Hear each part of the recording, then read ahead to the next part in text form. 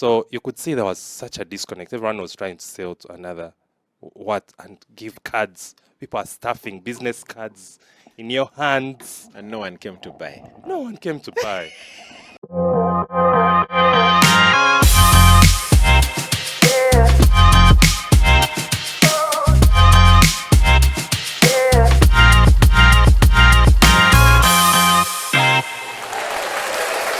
Welcome to the BNI Uganda podcast, the show where we spotlight the people and stories behind Uganda's most connected business community. My name is Solomon Tumwesigye, and today I have the pleasure of hosting yet one more gentleman, one more member who is 10 years old as BNI Uganda. One of the three people that are as old as BNI Uganda. But before we get there, BNI Uganda podcast is hosted at Studio 84, and at Studio 84, we are here to facilitate individuals and organizations tell their stories and along the way position themselves as authorities at what they do. Today, we are stepping into the world of healthcare and entrepreneurship with a story that blends dentistry discipline and the power of consistent referrals. Our guest is a dentist, an entrepreneur, and a leader, a proud member of BNI. He's also my pastor in some space. Maybe we'll get a minute to talk about that. Please welcome with me my friend, Dr. Steve Mugabe, on this BNI Uganda podcast. Dr. Steve, tell us whether I did you justice in the introduction or you want to do it again. Oh, that's very good. Thank you for that wonderful introduction. Yeah. Maybe what I can add is that, I'm a married man. Oh, very key, very key. Dr. Duff, I see you. Greetings. Yes, and with 3 lovely kids. Yeah. But the rest that you said was really awesome. On point. It's the truth. Yes, yes. Dr. Steve, let's dive straight into it. Oh, yes. How did BNI get into your ear? How did you end up there? Oh, wow. So the founder of BNI, who is Diana, Yeah. used to be my client, and she was my client because we were family friends. Our parents used to work in the bank. I think it was called Libyan Arab Bank then. Interesting. Okay. Yes, so they were family friends. We actually thought we were cousins. Yeah. You know those close family friends that you call cousins? Yes, yeah. We never missed each other's parties. Yeah. And all. So Diana comes to me and says, there's something I'm starting, and it's to help you generate new business. Yes. Would you like to try it out? I said, what could possibly go wrong? I mean, yeah. I trust Diana, so let me just go and see what's there. Yeah. But also, I don't know who to thank for this. Someone a long time ago. I don't know. I learned something that people do business with people they know, like, and trust. That's true. And so I'd been in Rotary. I used to Yeah. get referrals from Rotary. I was very active in my church network. And I used to get referrals from. Yeah, from So there. it made sense that I should come to BNI because she Yeah. was saying, you come, you learn how to build relationships, and you'll get business. Yes. I said, yeah, definitely. It's not for the short term.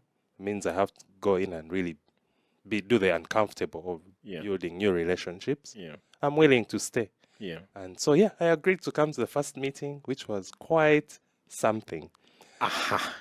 That's where I come in. So you come from dentist professional, that line of, the way you do your things. What was your first impression of everything, the structure, the people?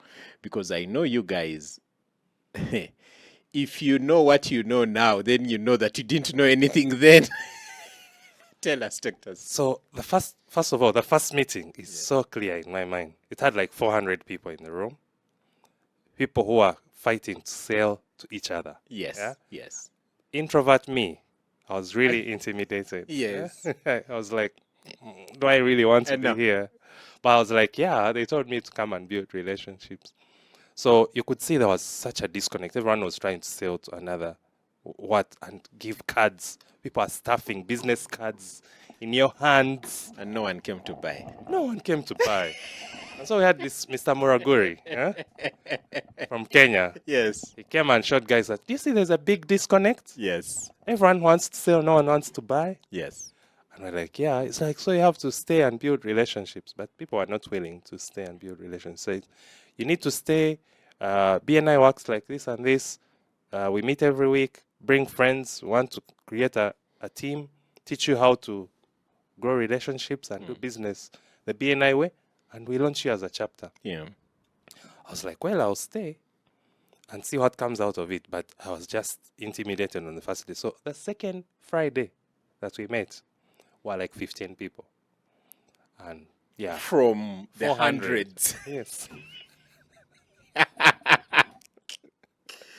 Uh-huh. It was so weird. I was like, do I really want to stay? Yeah. Yeah. So then they told us that we have to invite people until we make a critical number. Yeah. They had told us, I think, 30. I don't really remember so well. But I think they said we need 30 people consistently coming to launch a chapter. So all this time, Diana is just giving us an information session. Yeah. Nothing. We've never tested what BNI No, you feels don't. like. Exactly. We don't know even where to see. They only tell you, if you want to see BNI, go to Nairobi. Yeah. Like, I have to fly to Nairobi to see what it's. I know. Like, only if I'm there, maybe that's when I look for it. So it was so weird. But now the few people that stayed, we decided to start inviting people. Yes. And man, for 9 months, Like we're a inviting woman. people. Like a proper child. Yes, people would come and go. They are not willing to stay. And the thing is, they told us that we pay our membership and it will only start counting once the chapter launches. So I'm like, all right, so at least it's not counting, but Yes. we are doing business Yes. anyway. Yes. Yes. Because you still met people. Every Friday you met new people. You heard about other people's businesses. You probably needed their service. They also needed your service. So we're still, trading, but many people are not willing to commit and stay. Yeah. And They stay. were really hunters, as they say in BNI. That's true. So, Dr. Steve, did you share this BNI discovery, this BNI thing? Did you share it with colleagues in the healthcare industry, and what did they think about it? Because is your profession also like the legal profession where you're not allowed to advertise? Yeah, our profession, we are not allowed to advertise. Yeah. And also, at that time, I think I was one of the youngest starters. So the people I could share with were older professionals. Yes. And they're like, they don't need such a kind of thing. Exactly. So they brushed it off, like, Yeah. please, I don't have time for that. I know. I don't have time to wake up early to come to this thing. That's true. So I just had to look in other circles to invite from maybe my clients. I actually started talking to my clients about it. But people would be like, a meeting in a hotel at 6:30. 6:30. No, We the women get would that be like, a I have to explain to my husband. where I'm Husband, going." how I mean, we get that a lot. Yeah. You're leaving at 6 a.m. or Yes. even 5:30, depending on where you live, to go to a hotel Hotel. on a weekday. It was so strange. Dr. Steve, I assume your business was not where it is now. Not at all. How has BNI helped you grow Code Clinic and patient base and so on? By the viewers and listeners, at Code Clinic, it's the place where there is a lot of gain, no pain, but gain. Oh, yes, you know it. Yay. How has BNI? Was it BNI that helped you craft that line in the first place? Oh, yes. You see, that's why I keep telling people, I can't tell my story without BNI. Yeah. Because it helped me refine so many things. Yeah. I had just been 2 years into the business. It was really struggling. Yeah. As in like in ICU. Eh? It was limping. So for me to say, come and get new business here, I was like, I will do anything. Especially keep the this thing. introvert that you are. Yeah. I had to do a lot of uncomfortable things. I mean, start talking to people. Yeah. Yeah, but I've always done uncomfortable things just to get out of my Shell. yeah. And so I was willing to do that. But my business, I had a lot of debt. Yeah. I had a lot of rent areas Yes. that were actually the cause of the debt, and very few clients. I mean, I'd maxed out my networks, so I Wow. needed new networks. Yeah. So one of the first things I got from BNI was there was a member who was a financial institution, Yes. and so I got connected to get a loan. Wow. Yeah, I got a loan. I got advisory from all the people that were involved in the loan. Do this, do that. The way you present your business, change it. Along the way, many people came to help me. And when people would come for one-to-ones, they'd be like, young man, you know, they were very seasoned people. They were like, people were like 20 years in business, 15 years. Be like, young man, this is not how we do business. Free business advisory. Yes. They would be like, change this, change that. Where are your records? You're like, what Like, are what records? All right. I mean, I tried to do some accounts. I had got an accountant who was helping me with that, but I wasn't keeping, apart from writing paper records, Yeah.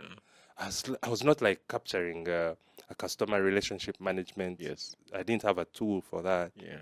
It would be like, how do you keep in touch with people? You need to consider that. They would be like, come and we take you to schools. Maybe you can get business from schools. They were always pointing me to different, and I tried all those things. Yeah. And eventually I would see what works, what doesn't work, and be like, don't take me back that side. This is what happened. But I had a positive attitude. Yes. I'll go anywhere they tell me to go. Yeah. People are willing to introduce me to the different spaces. And they were really seasoned business people. Yeah. Let me tell you, the average age was 15 years in business. Who were very few young people in business. Yes. And so they really helped us understand a lot of things that me, I just had my skill as a dentist. Yes. And now I was beginning to appreciate that you actually need HR. You do. You need to manage taxes. You need to manage finances. And so they came in to do a lot of that. So then just being in BNI podcasts. Yes. Before that, there was no BNI University. No. It was just podcasts. It was just a podcast or a book. Yes. Yeah. I came across, like, listening, from episode 1. And I'm like at episode 20. And I come across an episode saying, how to make your business profile. I was like, this is what they have just asked me when I went to another company. Yeah? I need to sit down and put all the things. Yeah. And so, with the help of a BNI member, I was able to make my first business profile. To share with those companies. When they're done, yes, do you have a yes. company profile? I'll be like, right away, here. And it's because BNI had given me the structure, how to do it, even very, very detailed. So I was like, wow, if it's just on episode 20, and then it was like, probably, they had gone up to like 400 or 500 podcasts. I was like, what else? What is am ahead? I about to discover? Yes. Yeah, so I was like, I'll keep learning and implementing. You'd get nuggets on how to use your other networks to get business, not just in BNI. Wow. And I was like, this is so amazing. So it was good to just stay there and learn. And then I had the opportunity of being, I think, the second vice president. Because the first vice president of a chapter got an emergency and had to leave, just like after 3 months. So I had to step in and be the vice president. Wow. And man, it's taught me lots of things. Dealing with adults. People management. Oh, yes. Adult management. You know, I had the privilege of firing the first member to go. These are people who are older than me, having 20 years, 15 years in business. Young man firing someone. Dr. Steve, I'm convinced, by the way, if you're a member of BNI and you're struggling with something, whether it's debt, whether it's aligning your business, whether it's putting systems together and all that, I can confirm that do a one-to-one with Dr. Steve. He has been through all that. He has a debt recovery story that is worth listening to. Do a one-to-one with him. He's really generous with his information. Only you know what you will pay me for giving you this information. Even wrote a book about it. I know, even wrote a book about it. Now, is there a story? My point is, there's nothing you're facing in business, if you're a BNI member, that people like Dr. Steve have not faced and overcome before. So keep them close.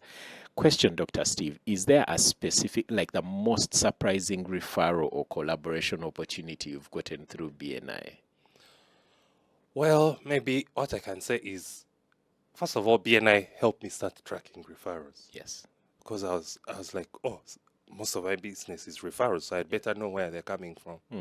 So maybe what I can say is one member called Mark Karamira. Yes, MKK. Yes. Oh, we hosted Mark in the previous episode wonderful. last week. Yes. Yes. So he was one of the first people when we launched. Yeah. He gave me a referral of one of his family members that they liked our service and kept referring other family members.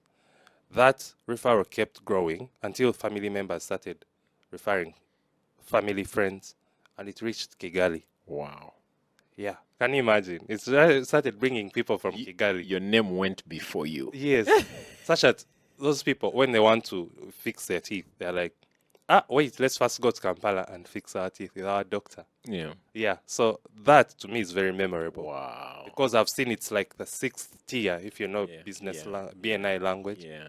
First, second, third tier. It's like the 6th tier now. I will fix my teeth when I go to Kampala. Yeah.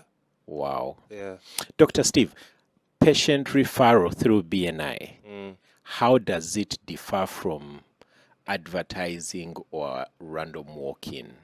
You know, when someone refers a patient to you, do you find a difference? Oh, yes. So most people do go where their friends have been. Yes. So there's a concept in psychology called social proof. And BNI really helps understand that. That people are likely to do what their friends have done. So they want a safe recommendation. By the time their friends say, go to Code Clinic, they are convinced that's the place to go, nowhere else. So it's a very good sale. As long as you've built a good reputation, people are vouching. They can put their hand to be cut. That's you. Go to Dr. Mugabe and they treat you. That's the difference with someone who's just walking in. Honestly, of all the years I've been open, I don't think we've had more than 4 or 3% walk-ins. Random walk-ins. Sorry, it's or been referrals. Wow. Yeah. Because BNI taught me how to track everything. When I don't know you, I ask, who can we thank for referring you? Then people will be like, yeah, my cousin. I'm like, no, what's their name? So that I really want to know, so that I can say thank you. Yeah. But then, Dr. Steve, people are busy. So where do you find the time to be a full-time doctor and do all this networking, you know, the effort and the work that BNI requires and the time it requires for you to put in? And also be a husband, a father, and a pastor at that. Where do you get the time? How do you do it? Oh, wow. I don't think I have the magic pill. Yeah. I'm on a journey too, to make sure that all that keeps happening. But I block time in my schedule to make sure that I am able to network, that I have time to go for a meeting, that I have time to listen. No, actually, the listening bit is easy to BNI in the podcasts, because when I'm working, I can listen to them. Oh, Yes. that's interesting. Yeah. So I tend to listen, re-listen, and if something catches my eye, I'm like, I need to listen again. Like I always keep telling people, my favorite BNI podcast is called Making an Annual Marketing Plan. I think it's episode 624. I like that. It really changed my business in 2019. Episode 624. Yes. Okay. Yeah. Dr. Steve, leadership in BNI. You already told us you are the second vice president, more like the first, because the first one didn't even finish his term. How has had you led before in any, like, not being a class monitor, like in your business spaces and all? Had you led before, and how was it to lead people, and how do you think BNI has sharpened your leadership skills? Yes, I had led before. So a year before BNI started, I was the president of the Uganda Dental Association. No way. Young man. I was the youngest.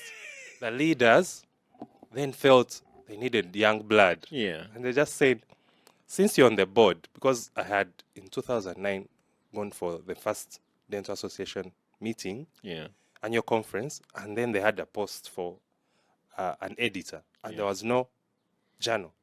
I was like, this is crazy.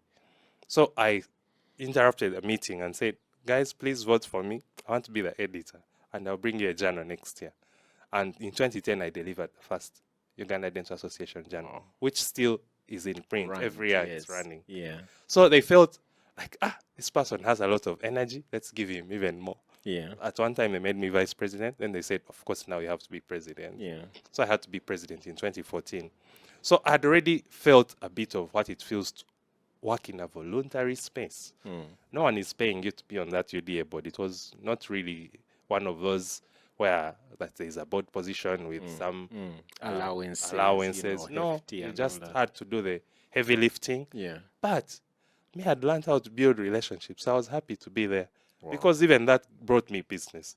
So being in BNI, it helped even do the other UDA work better because I got all the people from BNI to be the suppliers in the Uganda Dental Association. A reliable bunch of suppliers. Oh, yes, yeah. And I did that for a while as long as I had the influence over the Dental Association board. So, Dr. Steve, lastly, more or less, you already mentioned that your colleagues in the industry were not keen on this BNI thing. They didn't understand it. What would you advise them, or how do doctors, let's say lawyers in the typical professional industries, how do you see them benefiting most from BNI?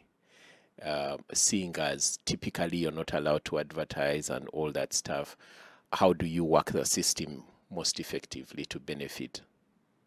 So business is relational. Yeah. And BNI offers that opportunity for you to come and build relationships. Yeah. What we are not allowed to say in our business, in our professions, is you can't be there shouting that you're the best doctor. Oh. Yeah, but you're allowed to educate people. Yeah. About why should they go to India when they can have the treatment here. You're supposed to tell people about the services you offer and how they benefit from them. You can educate them about why they should fix their teeth or bleeding gums. Yeah. And so if you're in a space like that, in BNI, you get opportunities to teach everyone who comes your way about what you do and how you add value to people. Yeah. That is very acceptable. Yes. So BNI offers you this opportunity to meet 600 members. Yeah. And you can have one-to-ones with them the whole year, teaching them about what you do, asking them how to help them, and in turn they'll help you.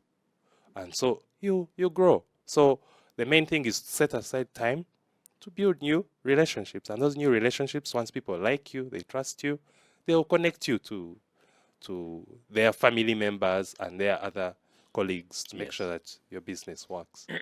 Yeah. That's true, Doctor. I have to ask you this. I have to ask you this, Dr. Steve.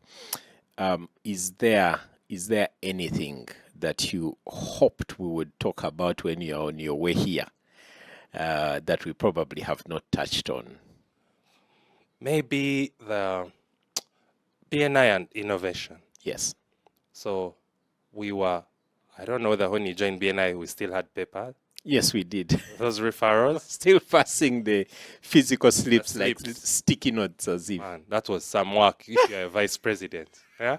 I don't want to be a vice president tracking referrals with slips. It was quite some work, but what I learned from BNI, because they were saying innovation, and you see them actually applying innovation. Yeah. Even me, I said, why am I carrying a lot of paper in my business? Yeah. So I had these medical files that were heavy and breaking cabinets at my place, office cabinets for storing paper files. I had to digitize all of that. Then later, get a dental practice management system. Wow. Where I don't have to write, on paper. I've been so against paper for a long time now. I think I last wrote a check in 2020. Wow. Yeah. So here's the thing, Dr. Steve. I can confidently credit the BNI podcast for inspiring Studio 84. Wow. Because after learning a lot of what I've learned about BNI through the BNI podcast, I realized that there's a lot we could do with our local business information right here. Oh, yes. Because when you go to, for example, even BNI TV Africa, when you go to BNI TV on YouTube, most of their stories, 80-90%, are 401k, the dynamics of business in the US and all over the developed world. Almost nowhere do you find local relatable information about business and all. So yes, you're right. Traditions and innovation is a core value, but the innovations we learn in BNI inspire us a lot to do better in our businesses. Oh, yes. We good? Oh, yes. Dr. Steve, thank you. Thank you very much. I have to use this opportunity to invite you again here at Studio 84 on my own podcast show called Business Chronicles, so that we talk about your book of overcoming debt. That came to me as you were just talking. Our viewers and listeners, thank you so much for joining us with Dr. Steve today, our third 10-year member here at BNI Uganda. Our next guest will most likely be a member who has launched over 3 chapters out of the 14 chapters that BNI Uganda has right now. He has had a hand in, I think, launching 3 chapters, and we'll be getting to know what drives him to get all that work done. Dr. Steve, thank you very much for being here. It's a pleasure to be here. Thank you so much for inviting me. I know we'll see you soon. Until the next episode of here at BNI Uganda podcast.